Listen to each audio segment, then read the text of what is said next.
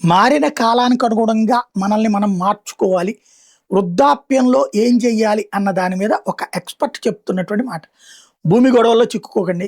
పక్కింటి వాడికి బుద్ధి చెప్పాలి అనే ఒకే ఒక్క మొండి పట్టుదలతో మీ జీవితాన్ని కోర్టు మెట్ల చుట్టూ వృధా చేసుకోకండి. ఆ కేసు తెమలకు ముందే మీ ఆయుష్ తీరిపోవచ్చు. మీరు పోరాడి ఆ భూమిని గెలిచి అనుభవించడానికి మీరుండరు. అక్కడ శాశ్వతంగా స్థిరపడేది కేవలం లాయర్లు మాత్రమే. పాత వాహనాలు భారం కావచ్చు. 5,00,000 లాభం వస్తుందని ఆశతో పాత వాహనాన్ని ఇంటికి తెచ్చే తప్పు చేయబాకండి. ఆ బండి రోడ్డు మీద కంటే ఎక్కువ రోజులు గ్యారేజ్‌లో గడిపితే గుండెపోటు ఆ వాహనానికి రాదు, మీకే వస్తుంది. ఆస్తుల్ని ఇప్పుడే పిల్లల పేరిట రాయకండి. ఈరోజు మీ పిల్లలు మీకు దైవ సమానులుగా కనిపించినా, మీ ఆస్తి మొత్తాన్ని వాళ్ళ పేరిట రాసి ఇచ్చిన మరుక్షణమే అదే ఇంట్లో మీరు ఒక పనికిరాని వస్తువులా మారిపోవచ్చు. పిల్లలు చెడ్డవాళ్ళు కాదు, కానీ ఈ ప్రపంచం చాలా క్రూరమైనది. మీ చివరి శ్వాస వరకు ఏదో ఒకటి మీ పేరు మీదనే ఉంచుకోండి. మీ చివరి పొదుపుని జాగ్రత్తగా దాచుకోండి.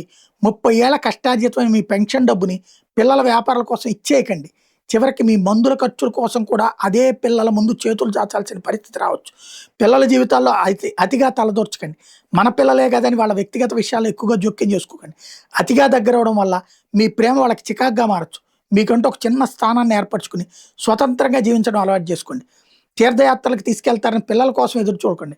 పిల్లలకు సెలవులు దొరికినప్పుడు తీసుకెళ్తారని ఆశగా కూర్చోకండి. వాళ్ళకి సమయం దొరికేసరికి కనీసం మీరు నడవలేని స్థితికి చేరుకోవచ్చు. ఒంట్లో సత్తా ఉన్నప్పుడే మీకు నచ్చిన ప్రదేశాలకు వెళ్ళండి. అవసరమైతే ఒంటరిగానైనా సరే ప్రయాణించండి. తినాలనిపించింది ఈ రోజే తినండి, మోతాదు మించకుండా. మీకంటూ కాస్త విశ్రాంతిని కేటాయించుకోండి.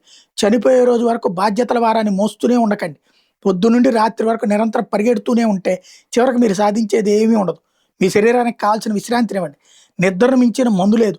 అనవసరమైనటువంటి ఆలోచనతో నిద్రలేమి కొని తెచ్చుకోకండి. ప్రశాంతంగా నిద్రపోండి. రేపు మీరు అనారోగ్యానికి గురైతే మీ బాధను ఎవరూ పంచుకోలేరు. మీరే ఒంటరిగా భరించాలి. మీరు ఒంటరిగానే వచ్చారని ఎన్నడూ మరవకండి. ఎవరైనా మీకోసం ఏదో ఒకటి చేస్తారనే అంచనాలు తగ్గించుకోండి. ఒకరోజు మీ నీడ కూడా మిమ్మల్ని వదిలేస్తుంది. మరణం కూడా ఒంటరిగానే వస్తుంది. కాబట్టి ఒంటరిగా ఉన్న సంతోషంగా జీవించడం నేర్చుకోండి. ఆనందం అనేది ఎవరో ఇచ్చేది కాదు. అది మీ అంతటా మీరే అంతరంగంలో సృష్టించుకోవాల్సింది. మీ భార్య లేదా భర్త ఆరోగ్యంగా ఉన్నప్పుడే ఇంట్లోని చిన్న పెద్ద పనులను మీ స్వహస్తాలతో చేసుకోవడం నేర్చుకోవడానికి వెనకాడకండి. మీరు ఒకవేళ విల్లు రాసినప్పటికీ దాన్ని ఎప్పుడైనా మార్చే పూర్తి హక్కు మీకు ఉంటుందని గుర్తుంచుకోండి. మీ వారసులు మిమ్మల్ని వేధిస్తున్నా లేదా వేలెత్తి చూపిస్తున్నా ఈరోజు చట్టం మరియు జిల్లా యంత్రాంగం, డిస్ట్రిక్ట్ అడ్మినిస్ట్రేషన్ మీ వైపు ఉన్నాయని మరొకండి. ప్రతిరోజు నడకను అలవాటు చేసుకోండి. మీ పాత స్నేహితులు లేదా బంధువులు ఉంటే వాళ్ళతో కలిసి మీ చిన్ననాటి తీపి గుర్తులను పంచుకోవడానికి వెనకాడకండి. ఏ రోజైనా జీవితపు లెక్కలు ముగిసిపోతాయని గుర్తుంచుకోండి. ఆ చివరి రోజు కోసం మానసికంగా ఎప్పుడూ సిద్ధంగా ఉండండి. చివరికి మీరు ఈ ప్రపంచం నుండి ఏమీ తీసుకెళ్లరని గ్రహించండి. అందుకే అందరితో ప్రేమగా, స్నేహపూర్వకంగా మెలగండి. అవసరమైన వాళ్ళకి సహాయం చేస్తూ మిమ్మల్ని మీరు ఒక మంచి మనిషిగా జీవించేలా చేసుకోండి అని చెప్తున్నారు.